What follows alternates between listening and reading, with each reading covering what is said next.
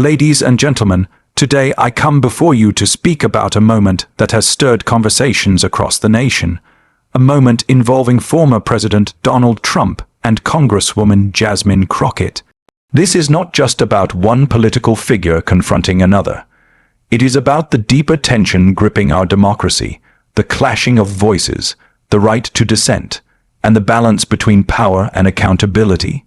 It's about what happens when the person who once held the highest office in the land uses that platform to silence or attempt to dismiss an elected representative simply because her presence and words challenge his narrative. Let us walk through what unfolded and what it truly means for us as a society during a recent event, one of many on Trump's post-presidency political tour. A tense exchange reportedly led the former president to instruct his security team to remove Congresswoman Jasmine Crockett from the premises. According to multiple accounts, Crockett had been in attendance not as a disruptor, but as a voice of scrutiny, a public servant exercising her right to question and call out the rhetoric being disseminated. What happened next has ignited a wave of reactions. Trump, with the sharpness and command he is known for, reportedly told security to remove her, effectively ejecting a sitting member of Congress from a public event. Let's pause there. Imagine that an elected official, removed not for breaking the law, not for threatening violence, not for disorderly conduct, but for speaking truth in a place that did not welcome it. That action, no matter where you stand politically, should give every American pause, because this isn't just about Trump or Crockett. It's about the boundaries of authority, the freedom of speech, and the space our society make, or fails to make, for dissenting voices. Congresswoman Jasmine Crockett is not just any figure in this story. She represents a new wave of leadership. Young, bold, unafraid to call out what she sees as injustice, hypocrisy, or authoritarian tendencies. She is one of those elected officials who doesn't shrink back when power attempts to intimidate. And when Trump ordered her removed, it wasn't just a command to security. It was a message to everyone watching. It said, if you challenge me, you don't belong here. It said, this is not your space. But that's where the former president miscalculates. Because every public space in this democracy belongs to the people, and elected officials like Crockett are not guests. They are stakeholders, representatives, voices of the people who put them in office. Now some will say, Trump had every right to remove someone from a private event, or she came looking for trouble. But let's ask the harder question. Why is it so threatening for a man who claims to champion freedom and strength to face a strong black woman who speaks her mind? Why does her presence disrupt the order unless that order was already fragile, already intolerant of scrutiny? A true leader does not fear opposition. A true leader faces it with courage, with answers, with accountability. Telling security to remove someone like Jasmine Crockett, it doesn't make Trump look powerful. It reveals the limits of his tolerance and the insecurity behind the bravado. And let's be honest, this is not an isolated moment. We've seen this pattern before. We've seen journalists removed from press conferences. We've seen critics silenced on stages. We've seen a calculated effort to create echo chambers rather than open forums. And every time that happens, something erodes. Not just a relationship, not just civility, but the very foundation of democratic discourse. If we cannot disagree without being dismissed, if we cannot question without being expelled, then we are not truly free. Congresswoman Crockett, by contrast, stood her ground, and even after being removed, she didn't go silent. She spoke out on social media, in interviews, in press statements. She made it clear that her voice would not be shut down by a command, by a show of force, or by the discomfort her truth might cause. And in doing so, she reminded us all that courage is not about volume or titles or commanding a crowd. It's about refusing to disappear when power says you should. What this incident reveals most sharply is the battle we are still fighting for the soul of our politics. It's not just left versus right or conservative versus liberal. It's about whether we will allow fear to dictate who gets heard. It's about whether strongmen can continue to rewrite the rules to suit their egos, or whether we will demand a political culture rooted in debate, transparency, and mutual respect. Jasmine Crockett didn't just attend that event. She showed up with the weight of her office, with the strength of her community, and with the defiance that democracy sometimes demands. And for that, she was told to leave.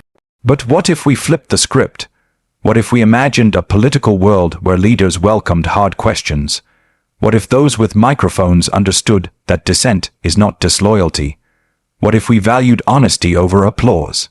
That is the world Jasmine Crockett fights for.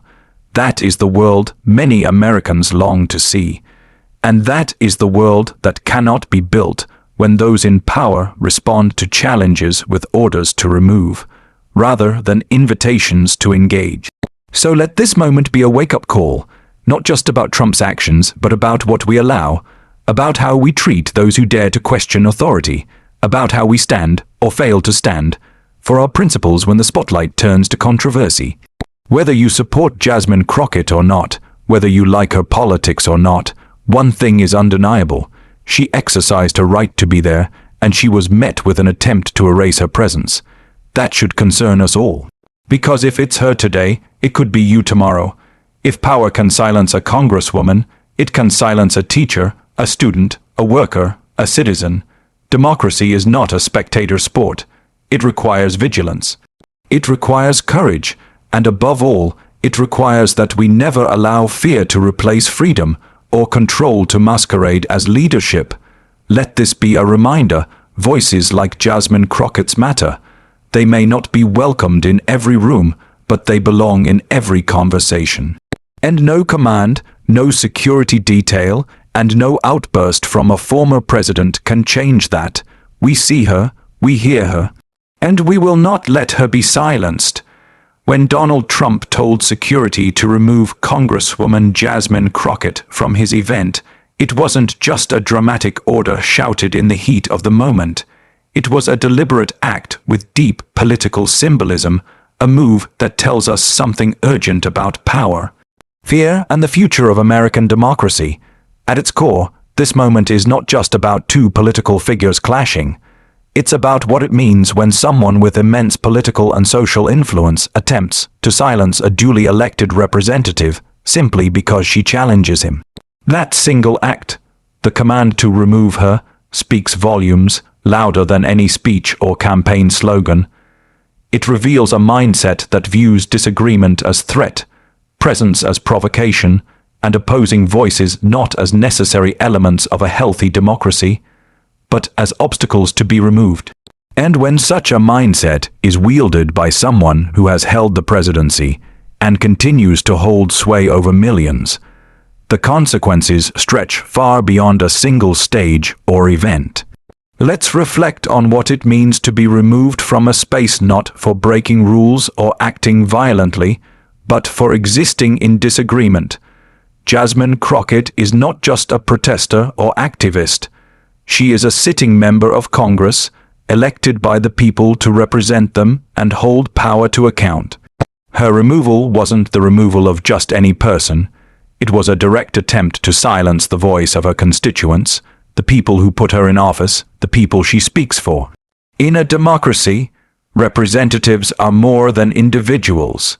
They are vessels of public will, of community concern, of moral and political urgency. To dismiss her is to dismiss all of that. And what's more dangerous is the message it sends to the wider public, that challenging Trump, or perhaps challenging any powerful figure, is something that comes with punishment, exclusion, or public humiliation. This kind of reaction to disagreement is not new, but it's increasingly normalized. The idea that dissent must be met with force, that critics should be shamed, that truth must be curated and choreographed, is part of a broader, more troubling trend. In this particular case, the symbolism cuts even deeper. A powerful white man publicly commands the removal of a black woman in a position of elected authority. It echoes America's long, painful history of silencing, excluding, and attempting to erase black voices. especially those that refuse to be quiet, deferential, or submissive. Jasmine Crockett, in standing her ground and daring to confront Trump, became more than just a political figure. She became a symbol of resistance, a mirror to the insecurities of unchecked authority. It's important to understand that this wasn't just a spontaneous spat or a clashing of egos. This was a reflection of two opposing worldviews, one where power is centralized, uncontested, and insulated from criticism, and another where accountability, transparency, and the courage to speak truth to power are paramount. When Trump gave the order to remove her, he wasn't simply reacting emotionally. He was asserting a belief that only certain voices deserve to be in the room, that challenges are threats, not opportunities for dialogue. That mindset doesn't serve democracy, it erodes it, and if we allow it to take root unchallenged, we risk normalizing the exclusion of any voice that dares to speak up. Now imagine what might have happened if the moment had played out differently. Imagine if, instead of reacting with defensiveness, Trump had welcomed the challenge, engaged in a civil exchange, and shown that leadership can withstand disagreement. That kind of moment could have been a model for how democracy should work. Reminder that our leaders serve us, not the other way around. But that's not what happened. What we witnessed instead was a flexing of authority meant to intimidate, to erase, and to control the narrative. That might be effective in a dictatorship, but in a free society, it should be unacceptable. For her part, Jasmine Crockett did not back down. She spoke out. She made it clear that her removal would not be the end of the conversation. In fact, her expulsion only amplified her message, drawing national attention to the very dynamics she sought to highlight. That's what courage looks like. Not just showing up where you're not wanted, but refusing to be silenced when powerful people try to shut you down. Her response turned what was meant to be a moment of shame into a moment of strength. It reminded people that leadership is not about obedience or playing by someone else's rules. It's about representing your people, even when it's hard, even when it's dangerous, even when it's deeply unpopular in certain rooms.